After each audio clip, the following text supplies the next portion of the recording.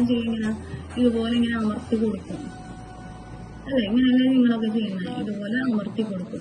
പക്ഷെ ഇങ്ങനെയല്ല നമുക്ക് ചെയ്യേണ്ടത്. ഇത് തെറ്റായിട്ടുള്ള മെത്തേഡാണ്. കാരണം അവിടെ ഇവിടെ ഇങ്ങനെ ബൾജായിട്ടൊക്കെ നിൽക്കും, പ്രോപ്പറായിട്ട് മൈലാഞ്ചി വന്നിട്ടില്ലെങ്കിൽ. അപ്പം നമ്മൾ എന്ത് ചെയ്യും? തിൻ ലൈനാണ് ആദ്യം ചെയ്ത് കൊടുക്കുന്നത്. തിൻ ലൈന് നമ്മൾ എന്ത് ചെയ്യുക? നമ്മൾ മുകളിൽ പഠിച്ചിട്ടുള്ള ആ ഒരു മെത്തേഡിൽ തന്നെ ഇതുപോലെ ലൈന് ചെയ്ത് കൊടുക്കുക. എത്ര ലെങ്ത്തിലാണോ വേണ്ടത് ആ ലെങ്ത്തിൽ ലൈൻ ഇതുപോലെ ചെയ്ത് കൊടുക്കുക. എന്നതിന് ശേഷം നമ്മൾ എന്ത് ചെയ്യുക? ഇതിന്റെ തൊട്ടടുത്ത് തന്നെ വീണ്ടും ഒരു ലൈന് ചെയ്ത് കൊടുക്കുക. ഓക്കെ, തൊട്ടടുത്തായിട്ട് തന്നെ വീണ്ടും ഒരു ലൈൻ ചെയ്ത് കൊടുക്കുക. ഏകദേശം ഒരേ ഡിസ്റ്റൻസ് ആയിട്ടാണ് നമുക്ക് കിട്ടിയിട്ടുള്ളത്.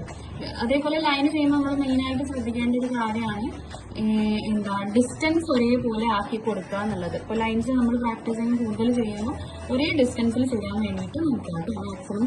ഇനി നമ്മൾ എന്ത് ചെയ്യുക? ഇതിനെയാണ് നമ്മൾ തിക്ക് ലൈൻ ആക്കി കൊടുക്കാൻ പോകുന്നത്. ഇവിടെ ഇതുപോലെ ഇങ്ങനെ പ്രഷറിങ് ചെയ്ത് കൊടുക്കുക. ഇത് നമുക്ക് ഫില്ലാവാൻ എത്ര പ്രഷറിങ് ചെയ്യണം അതിനനുസരിച്ചുള്ള പ്രഷറിങ് കൊടുത്താൽ മതി. നന്നായിട്ട് അമർത്തി കൊടുത്തിട്ട് ഇങ്ങനെ ഒറ്റ പ്രഷറിങ്ങിൽ മുഴുവനാക്കുക. അല്ലെങ്കിൽ കുറച്ച് ചെയ്ത് ബാക്കി ഇവിടെ വന്ന് അങ്ങനെ ചെയ്യണം. ഒറ്റ പ്രഷറിങ്ങിൽ ഫില്ലാവുന്ന രീതിക്ക് ഇതുപോലെ അമർത്തി ഇങ്ങനെ കൊണ്ടുപോയിട്ട് ഫില്ല് ചെയ്ത് കൊടുക്കാം. ഇതാണ് കറക്റ്റ് തിക്ക് ലൈന് ചെയ്യാനുള്ള മെത്തേഡ്. അപ്പോഴാണ് നമുക്ക് കറക്റ്റ് ഇതിങ്ങനെ മുകളിലേക്ക് ഇങ്ങനെ പൊങ്ങി നിൽക്കുള്ളൂ. അതാണ് നമുക്ക് കാണാൻ ഭംഗി ഉണ്ടാവുക. ഓക്കെ, ഇതുപോലെ 2 ലൈന് വരയ്ക്കുക. ഈ ലൈനിന്റെ ഗ്യാപ്പാണ് നമ്മൾ എന്ത് ചെയ്യുന്നത്? ഫില്ല് ചെയ്ത് കൊടുക്കുന്നത്. ഇതുപോലെ പ്രഷറിങ് കൊടുത്തിട്ട് ഇങ്ങനെ ഫില്ല് ചെയ്തെടുക്കും. ഓക്കെ, പിൻ ലൈന് ചെയ്യാം. തൊട്ടടുത്ത് വീണ്ടും ഒരു പിൻ ലൈന് ചെയ്യാം. എന്നിട്ട് ഈ ഒരു ഗ്യാപ്പ് നമ്മൾ ഫില്ല് ചെയ്തെടുക്കും. ഓക്കെ, അപ്പോൾ ഇതാണ് നമുക്ക് തിക്ക് ലൈന് ചെയ്യാനുള്ള കറക്റ്റ് മെത്തേഡ്. അതേപോലെ പലരും ഒരുപാട് ഇതുപോലെ ഇങ്ങനെ പ്രഷറിങ് കൊടുത്തിട്ട് ചെയ്യും. അതേപോലെ തന്നെ ഇങ്ങനെ കൊടുത്തിട്ട് ലൈന് കൊടുത്തതിന് ശേഷം ഇതിനുള്ളിൽ കളറിങ് ചെയ്യുന്ന പോലെ ഇങ്ങനെ ചെയ്യും.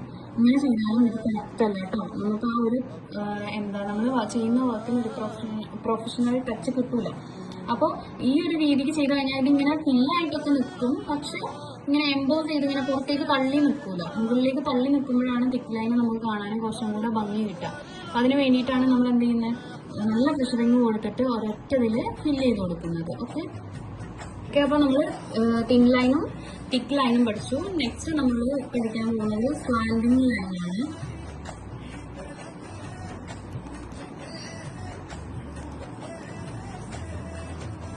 Okay, slanting line slanting line എന്ന് പറയുമ്പോൾ നിങ്ങൾക്ക് അറിയാമല്ലോ എങ്ങനെയാണ് ചെരിഞ്ഞു വരുന്ന ലൈൻസ് ആണ് സ്ലാൻഡിങ് ലൈൻ. അപ്പോൾ അതേപോലെ തന്നെ നമ്മളിപ്പോൾ അതേപോലെ ഈ ഒരു ഭാഗത്തുനിന്ന് തുടങ്ങി ഇങ്ങനെ ചെരിച്ചിട്ടാണ് ലൈൻ ചെയ്ത് കൊടുക്കുന്നത്. അപ്പോൾ നിങ്ങൾ ശരിക്കും എന്തിനകത്ത് ഇതിങ്ങനെ പ്രാക്ടീസ് ചെയ്യേണ്ട ആവശ്യം എന്നുള്ളത്. കാരണം നമുക്ക് ഇപ്പോൾ ബ്രൈഡിന്റെ കയ്യിലൊക്കെ ചെയ്ത് കൊടുക്കുമ്പം സ്ലാൻഡിങ് ചെരിഞ്ഞിട്ടുള്ള ലൈൻസ് വരയ്ക്കാനുണ്ടാവും. അപ്പം നമുക്ക് ഈ ലൈൻ മാത്രം വരച്ചുകൊണ്ട് കാര്യമില്ല. നമുക്ക് ഇതിന്റെ മൂവ്മെന്റ് കൂടെ കറക്റ്റ് ആണ്. സ്ലാൻഡിങ് ചെയ്യുമ്പോൾ നമ്മുടെ മൂവ്മെന്റ് വേറെയാണ്, കൈയുടെ മൂവ്മെന്റ് വേറെയാണ് ഉണ്ടാവും. അപ്പോൾ അതും കൂടെ പഠിച്ചു വെച്ചാൽ മാത്രമേ നമുക്ക് അന്നേരം കറക്റ്റ് ചെയ്യാൻ പറ്റുള്ളൂ.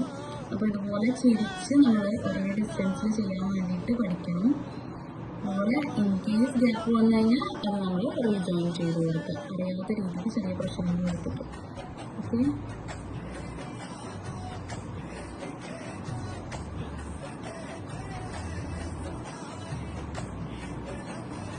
ഇങ്ങനെ സ്ലാൻഡിങ് ലൈൻസ് പ്രാക്ടീസ് ചെയ്യാം. ലൈനിന്റെ സെയിം മെത്തേഡ് തന്നെ നമ്മൾ എന്ത് ചെയ്യുന്നു?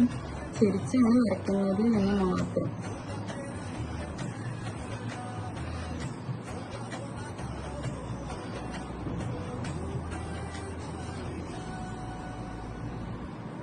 ഓക്കെ, അപ്പോൾ ഇത് ഒരു ബോക്സിന്റെ അകത്ത് ചെയ്യുകയാണെന്നുണ്ടെങ്കിൽ ഇപ്പോൾ ബോക്സ് നമുക്ക് വരച്ചു കൊടുക്കാം. നിങ്ങൾ പെൻസിൽ കൊണ്ട് വരയ്ക്കണമെങ്കിൽ വരച്ചോ.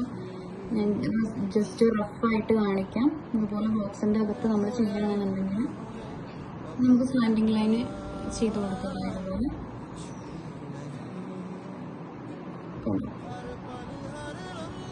ഇങ്ങനെയൊക്കെ നമുക്ക് സ്ലാൻഡിങ് ലൈൻസ് ചെയ്യാനുണ്ടാവും.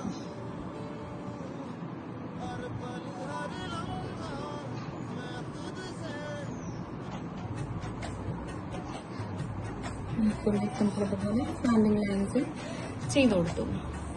ഓക്കെ, അപ്പൊ സ്ലാൻഡിങ് ലൈൻ സെയിം കാര്യമായിട്ടൊന്നുമില്ല. നമ്മൾ ലൈൻ ഓക്കെ ആയി കഴിഞ്ഞാൽ പിന്നെ നെക്സ്റ്റ് വരുന്നത് വേർട്ടിക്കൽ ലൈൻ ആണ്.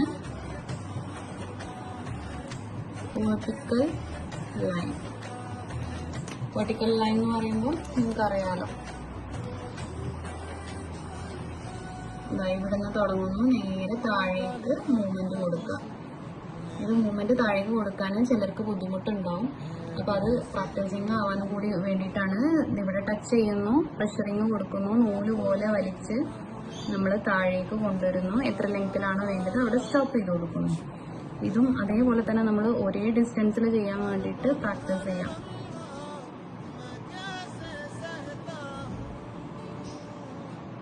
ഓക്കെ, ലൈൻ എല്ലാത്തിന്റെയും മെത്തേഡ് ഒന്ന് തന്നെയാണ്. സ്റ്റാർട്ടിങ്ങിൽ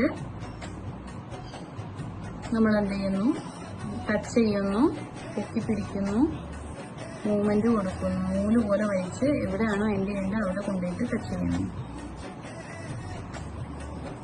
ഓക്കെ, അപ്പോൾ വേർട്ടിക്കൽ ലൈന് ഇതാണ്. വേർട്ടിക്കൽ ലൈനിൽ തന്നെ നമുക്ക് തിക്ക് ലൈൻ വേണമെങ്കിലും ചെയ്ത് കൊടുക്കാം. അതുപോലെ ലൈൻസ് ചെയ്ത് കൊടുക്കാം. ലെങ്ത് കുറച്ചിട്ടാട്ടോ ചെയ്യുന്നത്, ലെങ്ത് കൂട്ടിയിട്ടൊക്കെ നമുക്ക് ചെയ്യാം.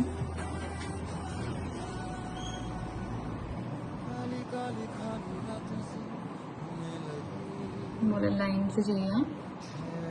അതിനുശേഷം നമ്മൾ എന്ത് ചെയ്യുക, ഇത് തിക്ക് ലൈൻ ആക്കി കൊടുക്കാം. സെയിം മെത്തേഡ് തന്നെ, പ്രഷറിങ് കൊടുക്കുക. ഒറ്റ പ്രഷറിങ്ങിൽ ഫില്ലാവുന്ന രീതിക്ക് ഇങ്ങനെ കൊടുക്കുക. ഇതിപ്പോൾ ഇത് തൊട്ടടുത്തുള്ള ഫില്ല് ചെയ്യണമെന്നുണ്ടെങ്കിൽ ഫില്ല് ചെയ്താൽ മതി, അല്ലെങ്കിൽ ഒരെണ്ണം വിട്ടതിന് ശേഷം നമ്മൾ അടുത്തത് ഫില്ല് ചെയ്യണമെന്നുണ്ടെങ്കിൽ അങ്ങനെ ചെയ്ത് കൊടുക്കുക. ഓക്കെ.